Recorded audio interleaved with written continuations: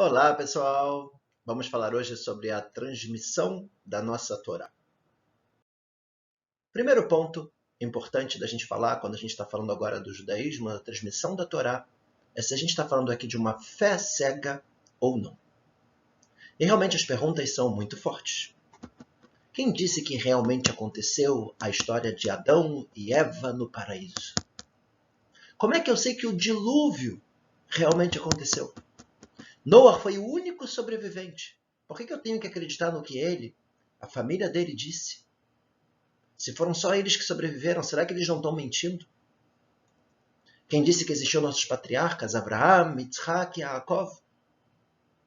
Quando a gente se forma como um povo no Egito, a gente tinha de verdade uma fé cega. A gente acreditava no na história que a gente ouviu dos nossos pais, de Abraham, Yitzhak, Yaakov, Noah, criação do mundo, mas a gente não tinha nada que provasse que isso realmente era verdade. Quando deixou de ser uma fé cega? Com a saída do Egito e a revelação de Deus para todo o nosso povo no Monte Sinai, Deus nos entrega a Torá e nos conta o que verdadeiramente aconteceu. O povo inteiro escutou Deus falando com Moshe e entendeu que tudo que Moshe dizia vinha de Deus. Nesse momento deixa de ser uma fé cega. A gente estava no Monte Sinai, escutamos a voz de Deus. Deus nos contou o que aconteceu no passado. Moshe não está contando simplesmente como sendo uma pessoa que única, o único testemunho. A gente escutou Deus falando com Moshe. Moshe, a Torá fala, que quando ele desceu do Monte Sinai, a face dele brilhava. Ficou 40 dias e 40 noites no Monte Sinai sem comer. Quando a gente escuta Deus falando com ele, e ele vem trazer para a gente a Torá, a gente sabe que ele não está inventando. Quando a gente escuta a voz de Deus no Monte Sinai, isso deixa de ser uma fé cega. Agora a gente sabe que isso realmente aconteceu. Nesse momento, já não era mais uma fé cega. O que recebemos exatamente no Monte Sinai? As tábuas, a Torá escrita com a história, chegando até o momento em que se encontrava. Isso é importante, porque dentro da Torá, a gente tem a história que mostra o que acontece futuramente. Desde a partir do momento que a gente recebeu a Torá, até a morte de Moshe Rabbeinu, a Torá já contava. Então Moshe já sabia tudo o que iria acontecer. Moshe sabia que ele bateria na pedra em vez de falar. Então por que ele errou? Na verdade, a Torá escrita foi entregue até aquele momento. Dali em diante, conforme as coisas aconteciam, Deus ditava e Moshe escrevia. Todas as mitzvot e todas as leis, as 613 mitzvot, tudo a gente recebeu no Monte Sinai. E toda a nossa Torá oral, incluindo a Kabbalah, tudo a gente recebeu no Monte Sinai. Sobre o que se trata a Torá? Fala sobre a história do nosso povo. Isso é o que a gente realmente aprende mais na escola, quando fala da Torá. Mas não é somente a história. A gente também tem muitos ensinamentos de moral e ética. Nós temos várias e várias mitzvot, a forma como a gente deve se comportar com o nosso semelhante. Nós temos mitzvot entre o homem e Deus, diversas mitzvot que aparecem na Torá. A colocação do tefilim, o shabat, o kasher, a mezuzá, e assim por diante. Todo um código de leis entre homem e seu semelhante, entre o homem e Deus, elevação espiritual, moral e ética, e a história do nosso povo. E aqui a gente entra num ponto muito importante. É impossível entender a Torá escrita sem a Torá oral. A Torá escrita diz tudo o que devemos fazer, mas não explica as mitzvot e nem como realizá-las. A gente vai sair um pouquinho agora da historinha da Torá, como a gente conhece, e sim os mandamentos. Se a gente for ler o que está escrito na Torá, dos mandamentos que a gente deve fazer perante Deus, a gente não vai entender absolutamente nada. Vamos trazer aqui alguns exemplos, mas para isso precisamos da Torá oral, que explica a Torá escrita. Exemplos do tefilim. O tefilim que a gente coloca na Torá escrita, está escrito que você vai amarrar como um sinal no seu braço e colocar como um enfeite entre seus olhos. O quê? É botar um barbante no braço? É colocar o que entre os olhos, um enfeite? Aonde? Como é que é isso? Todo o tefilim que a gente conhece foi explicado na Torá oral. Ou seja, a Torá escrita fala, faz. O que eu tenho que fazer? A Torá oral vai explicar para a gente. Mezuzá. E você vai escrever nos umbrais de suas portas. Assim está escrito na Torá. Mas eu vou escrever o quê? É meu nome? É de caneta? É dos dois lados? O que é para eu fazer? Vem a Torá oral e explica para a gente. É um pergaminho, é o Shema Israel, é do lado direito da porta, tem que enrolar dessa forma, colocar no terço superior e todas as regras. Brit Milá. Uma mitzvah tão simples que a gente está acostumado.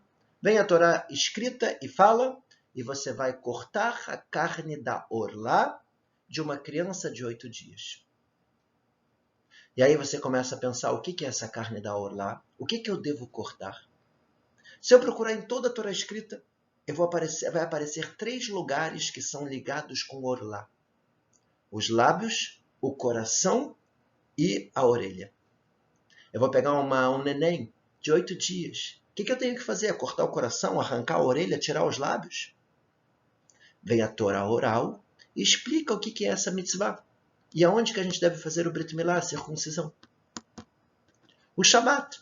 A Torá fala de uma forma muito grave, a proibição de fazer trabalhos no Shabat. Mas quais são os trabalhos proibidos?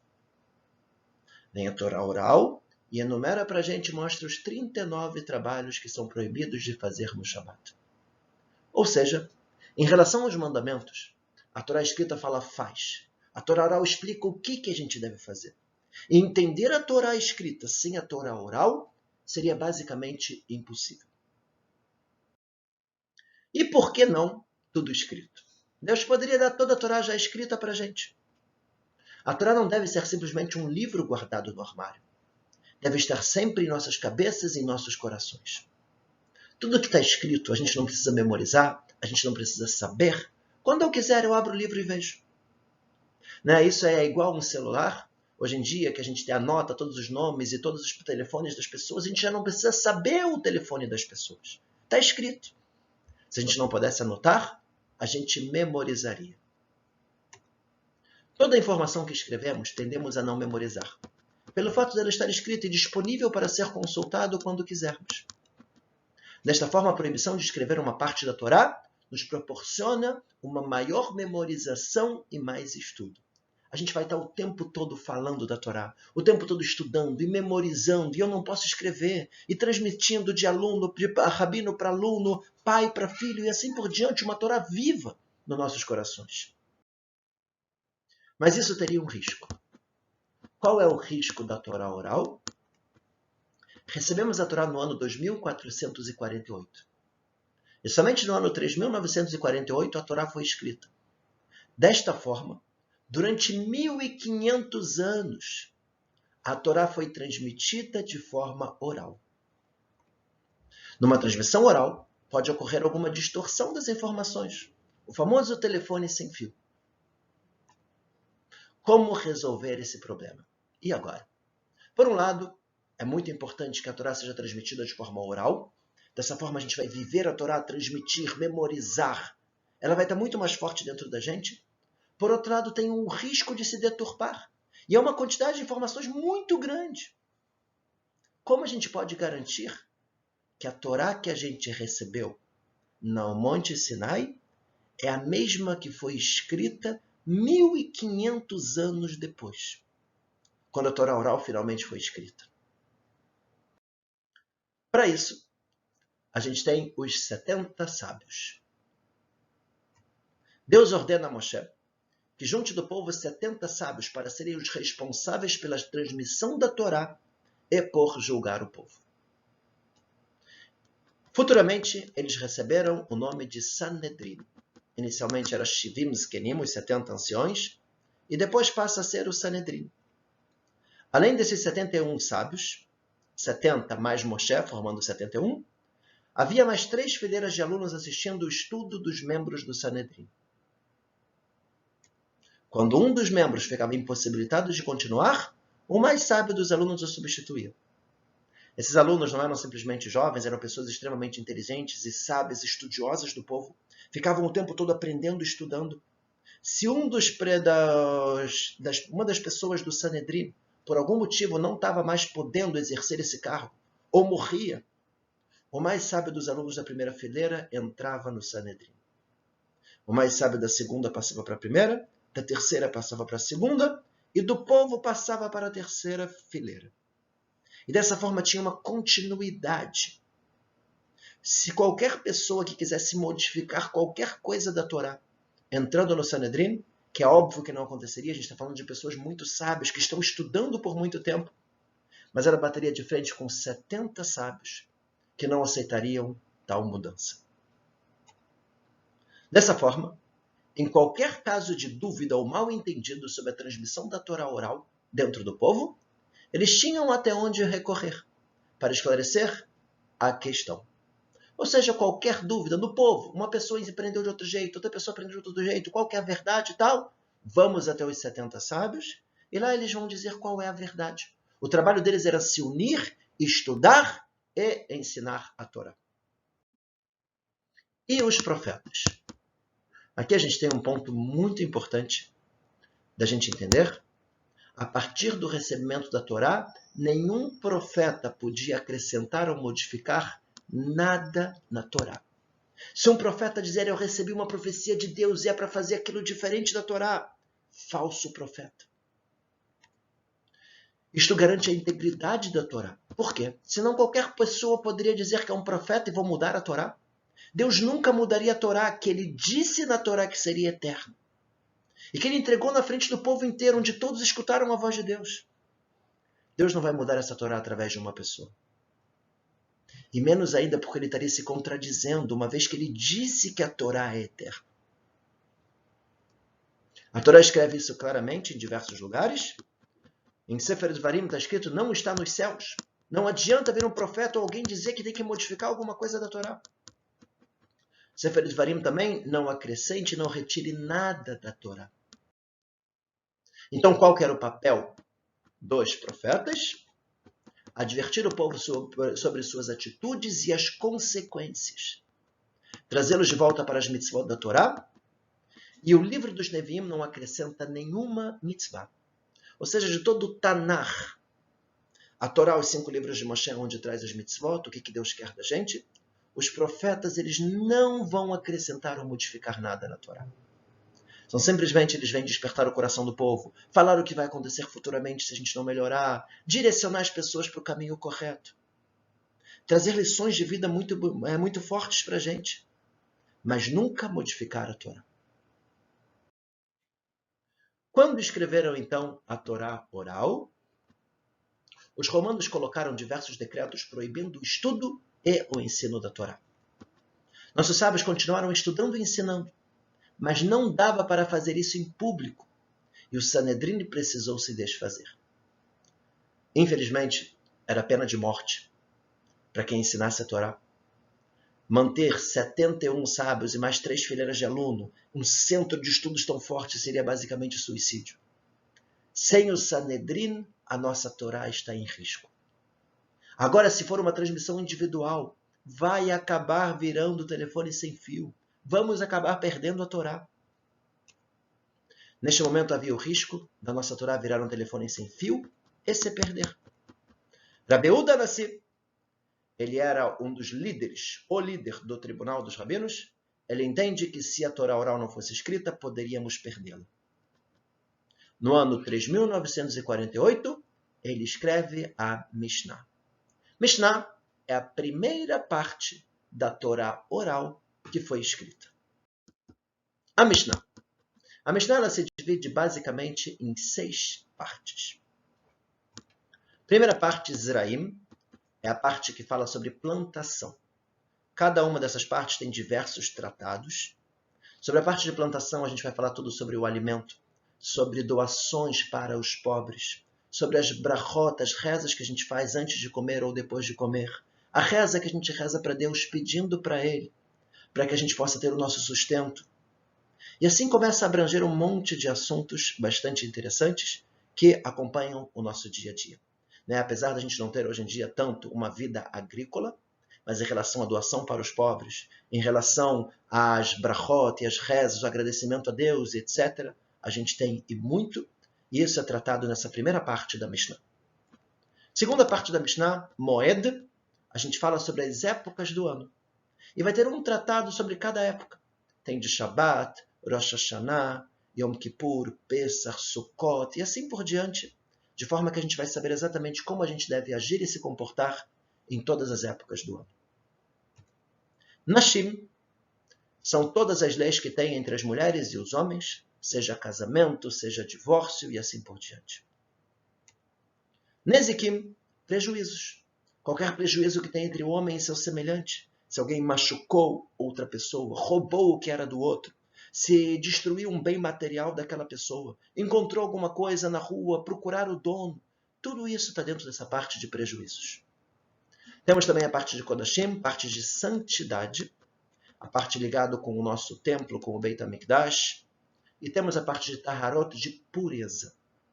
Toda a pureza e como a gente deve se purificar. Essas são as 6 partes básicas, né, da Mishnah, onde isso engloba toda a vida judaica e todos os aspectos da forma como a gente deve agir. Na mesma época foram escritos outros livros, como, por exemplo, os Midrashim e até mesmo o Zohar, que é o principal livro da Kabbalah. Também foi escrito nessa mesma época, né, pelos mesmos rabinos, autores também da Mishnah, escreveram também esses outros livros, e essa é a primeira parte da nossa Torá oral que foi escrita. E aí entra a Gemara ou o Talmud. Quando Rabi Yehuda Hanassi escreveu a Mishnah, ele escreveu de forma resumida, pois queria manter o princípio do estudo continuar oralmente. Ravina e Ravashi, outros 2 grandes rabinos, perceberam que ainda corria o risco do telefone sem fio. Entenderam que havia necessidade de escrever de forma mais detalhada. O Talmud Bavli, Talmud da Babilônia, foi escrito durante 60 anos e foi finalizado no ano 4261, 313 anos após a Mishnah. 40 gerações desde Moshe Rabbeinu até se escrever o Talmud, Ravashi, e a Gemara é a explicação da Mishnah. E juntos formam o Talmud. Quando a gente fala do Talmud, seria a principal obra da Torá escrita, da Torá oral, e inclui dentro do Talmud a Mishnah e a Gemara. Como escrever? Essa, na verdade, é a grande pergunta que a gente tem. A gente entrou num problema muito sério quando foi escrever o Talmud. O Talmud, na verdade, não é a interpretação dos sábios, mas sim a Torá oral em si. Porém, tanto Rabi Yehuda Hanassi quanto Ravina e Ravashi não poderiam escrever que Deus disse a eles, como fez Moshe, pois eles não escutaram diretamente de Deus. Né, Moshe? Na Torá, ele escreve, Vaidaber Hashem el Moshe lemor, e Deus disse para Moshe dizendo, ele vai trazendo a informação diretamente de Deus. Quando Rabi Yehuda Hanassi ele vai escrever a Mishnah, ele não pode falar Deus me disse, porque não foi Deus que disse para ele. Então de onde ele tirou a informação? Porque o rabino dele disse para ele. E de onde que o rabino dele disse para ele? Porque o rabino anterior a ele disse para ele. Isso até chegar a Moshe e ao Monte Sinai. Mas agora a gente vai começar a ter uma questão. Se eles vão escrever em nome de Deus, que Deus me disse, não seria verdadeiro. E se eu escrevo em nome do rabino acima de mim, pode parecer que é uma interpretação do rabino e não uma coisa que veio de Deus. Esse seria, na verdade, o grande risco. Assim, eles optaram por escrever em nome do rabino que lhes passou tal ensinamento. Quando está escrito o rabino tal disse algo, ele não inventou algo de sua cabeça. Tampouco se trata de uma interpretação pessoal. O que ocorre é que esse rabino recebeu este ensinamento de forma oral, através de uma corrente de transmissão que iniciou com Moshe e permanece até os dias de hoje. Ou seja, o rabino está transmitindo o conhecimento que aprendeu com seus rabinos, que aprenderam com os seus e assim por diante até chegar à época de Moshe. Uma transmissão ininterrupta. Inclusive, fez um trabalho para uma revista há um tempo atrás, onde a gente colocou o nome de rabino para aluno desde Moshe até os dias de hoje. E as discussões dos sábios do Talmud? Se a gente está dizendo que tudo que está no Talmud é a Torá e que veio de Deus, então como pode ter discussões no Talmud? Primeiro ponto importantíssimo, as discussões não são sobre as leis que recebemos no Monte Sinai. Se vocês olharem, não tem nenhuma discussão sobre como é o tefilim. O que tem dentro do tefilim? A cor do tefilim. O que é a mezuzá? Aonde é colocada? Que é um pergaminho? Que tem o Shema Israel? Quais são as 4 espécies de Sukkot? Aonde é feito o Brit Milá? Não tem nenhuma discussão sobre as mitzvot da Torá. Aonde recaem, então, as discussões que tem no Talmud? As discussões podem tratar sobre detalhes. Às vezes a gente conhece muitos e muitos detalhes. Por exemplo, se a mezuzá fica reta ou inclinada, Ashkenazim costumam colocar inclinada, Sefaradim costumam colocar reta. Se eu faço um shin a mais no braço ou não faço um shin a mais no braço. Às vezes são muitos detalhes que pode chegar a ter alguma discussão. Mas a mitzvah a gente cumpre igual. Segundo item, decretos ou mitzvot de nossos sábios. Nisso também pode ter discussões. Nossos sábios, eles sim têm a força de colocar decretos de proteção da Torá. Eles podem sim, até mesmo fazer mitzvot dos nossos sábios, como Hanukkah e Purim, que foi depois do recebimento da Torá. Nessas regras que são dos nossos sábios, poderia também ter discussões. E o terceiro, e talvez o mais importante, casos novos. Um caso novo, que não existia na época da Torá. Como é que a gente vai julgar um caso novo? Através da comparação. Eu vou comparar com casos que eu já tinha na Torá. E não somente isso de comparação, mas eu tenho também princípios, 13 formas de como interpretar a Torá para chegar a esses casos novos. E nisso está escrito que poderia sim ter discussões. Um sabe utilizar uma forma de interpretar a Torá. Outros sábios utilizar outra forma de interpretar a Torá. E para chegar num caso novo poderia ter alguma discussão. E nesse caso, como a gente deve agir? Vem a Torá e diz, a gente deve ir atrás da maioria. Maioria de quem? Maioria do Sanedrim. Desse tribunal dos 71 sábios. Aprofundando um pouco sobre esses decretos rabínicos, temos a obrigação de aceitar os decretos rabínicos? Posso entender diferente deles? A Torá ordena o cumprimento dos ensinamentos de nossos sábios e que, caso haja discussão entre eles, devemos ir atrás da maioria. Devarim, na Torá, e farás conforme os ensinamentos que lhes derem, não desviando nem para a direita e nem para a esquerda. Shemot, atrás da maioria vocês irão. O que temos de interpretação da Torá no Talmud, na Torá oral, é claro que não podemos interpretar diferente, pois deixaria de ser a Torá divina. O que temos de discussão no Talmud, e a lei for determinada de acordo com a opinião da maioria, também não podemos agir de forma diferente da maioria, pois a Torá ordena que seja feito como a maioria que o Sanedrim decidiu. Ou seja, tudo que a gente tem no Talmud, que a gente considera como sendo a Torá oral, recebido geração após geração até Moshe, lá é a interpretação de Deus sobre a Torá. E quem somos nós para fazer uma interpretação diferente?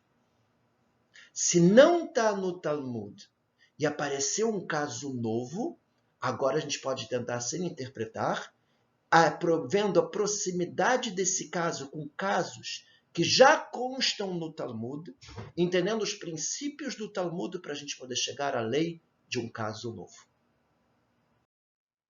A Halachá. Como a gente chega, então, na lei? Halachá significa a forma que devemos andar. Vem de oler, andar. Como a gente deve andar? Como a gente deve fazer? Halachá nada mais é do que a união da Torá escrita com a Torá oral. A Torá escrita fala faz, o que eu tenho que fazer? A Torá oral explica. E agora eu sei qual é a forma que eu devo seguir. O Talmud foi escrito em forma de questionamentos e comparações, sendo um estudo vibrante e cheio de novidades. É muito interessante, compara esse caso com outro caso e tira uma dúvida daqui, por que aqui é de um jeito e lá é de outro jeito, e vai chegar numa certa conclusão, e essa conclusão se aplica em outro caso. É uma coisa que realmente trabalha muito o nosso lado racional e ajuda muito a gente ter essa característica de sempre questionar, e sempre perguntar, e sempre tentar entender, o que é fundamental dentro do judaísmo. Porém, acaba surgindo uma grande mistura de assuntos e a lei não fica clara. Para compreendermos cada lei do Talmud, teremos que dominar e conhecer o Talmud por completo. Isso realmente não é uma coisa muito simples. O Talmud é um estudo que não é muito fácil. É uma coleção de livros muito grande. Se a gente estuda uma folha por dia, que não é fácil, a gente acaba o Talmud inteiro em 7 anos. Exige muito estudo e dedicação, e não somente estudo e dedicação, mas também memorizar todos os casos, para que a gente possa aprender todas as leis de determinado assunto que estão espalhadas pelo Talmud. E aí, realmente, não é uma coisa que é para qualquer um. Veio o Rambam, começou com o Rambam, o Maimônides, e ele começou a ordenar o Talmud por assunto.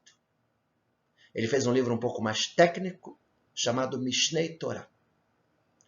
E esse livro ajudou muito as pessoas a chegar mais fácil na Halachá. Porém, a gente teve também outros rabinos que se ocuparam com essa parte da lei dentro do Talmud. Quando veio o Shulchan Aruch, que a gente vai falar agora, que seria o Código de Leis Judaico, o Shulchan Aruch ele se baseou em todo o Talmud, com os principais rabinos que trataram sobre a lei do Talmud, comparando diversos casos, principalmente o Rambam, o Maimônides, o Rif e o Rosh, 3 opiniões, mas também utilizou de muitos outros explicadores do Talmud. E baseado nisso, ele criou o Shulchan Aruch. Por isso veio o Shulchan Aruch, mesa posta. O que é a mesa posta? Ele pegou todo o trabalho que a pessoa teria que ter de estudar o Talmud inteiro, estudar todos os explicadores do Talmud, chegar na lei, ele já colocou a mesa pronta na nossa frente. Como é a lei que a gente deve seguir? Ah, ele tirou essa lei da cabeça dele? Não. Ele simplesmente organizou o que está escrito no Talmud, junto com os principais legisladores que trouxeram a lei baseada no Talmud, e deixou aquilo pronto para a gente utilizar. Foi escrito pelo Rabino Yosef Karo, que organizou as leis do Talmud por assunto, já escrevendo a lei final. Isso é muito interessante, porque quando a gente começa a estudar o Shulchan Aruch, ele fala a lei. Mas se eu quero entender qual é a origem dessa lei, eu vou precisar voltar e estudar e ver a origem, chegando aos explicadores do Talmud, chegando ao Talmud, chegando à Torá escrita. E assim a gente consegue construir uma visão incrível da Torá. E não somente uma lei solta. Isso é o Shulchan Aruch.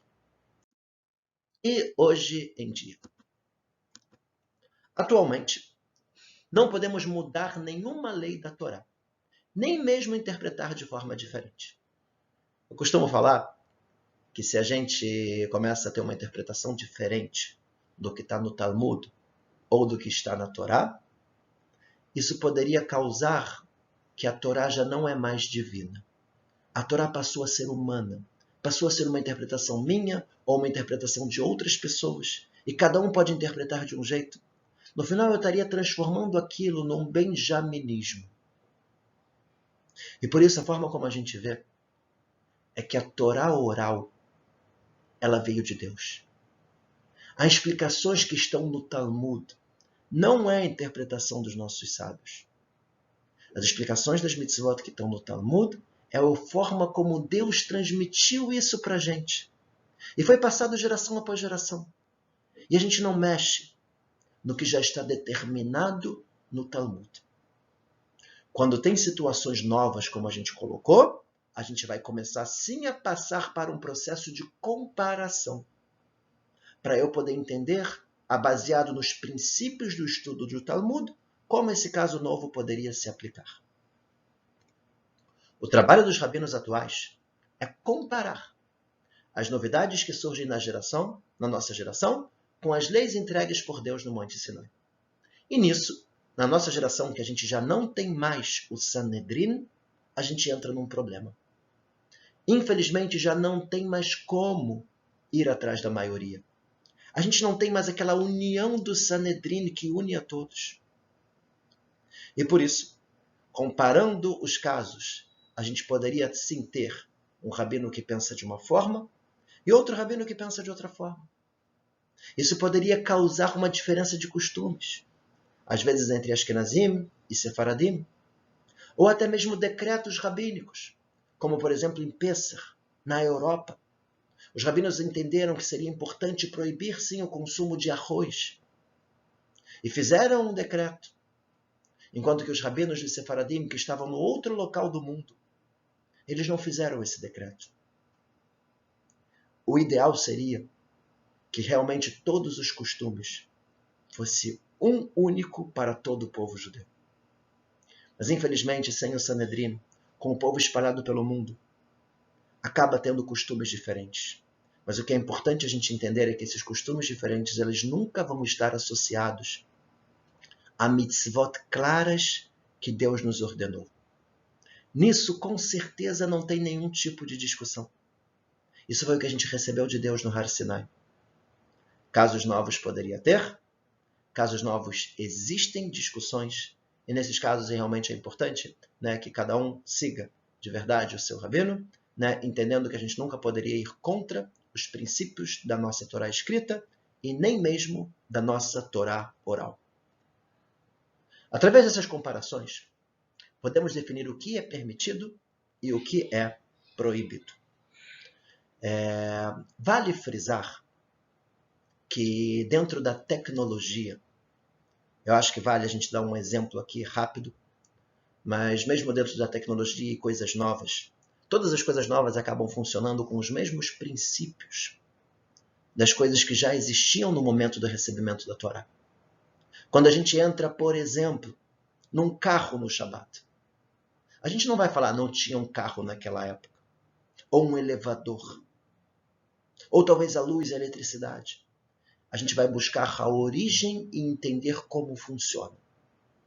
Quando a gente entende que o carro ele é baseado, por exemplo, na combustão e que tem uma queima, a gente vai comparar isso com o que existia, sim, na época do recebimento da Torá, em toda a combustão, em toda a queima, e o cozinhar e assim por diante, para a gente poder entender se pode ou não pode, e por isso, de acordo com todas as opiniões, vai ser proibido.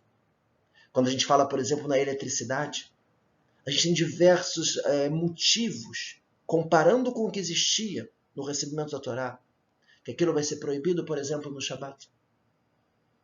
Então, as proibições do Shabat, a gente vai se basear no que está na Torá oral. Baseado na Torá oral, a gente vai comparar com situações atuais. E, dessa forma, a gente vai conseguir chegar na lei. Bezerra Hashem, pretendo ainda falar um pouco sobre essa ideia de como pegar os casos atuais, baseados na nossa Torá, né, e ver como a gente consegue chegar a essas conclusões, que eu acho que é um assunto bastante importante e interessante para todos nós.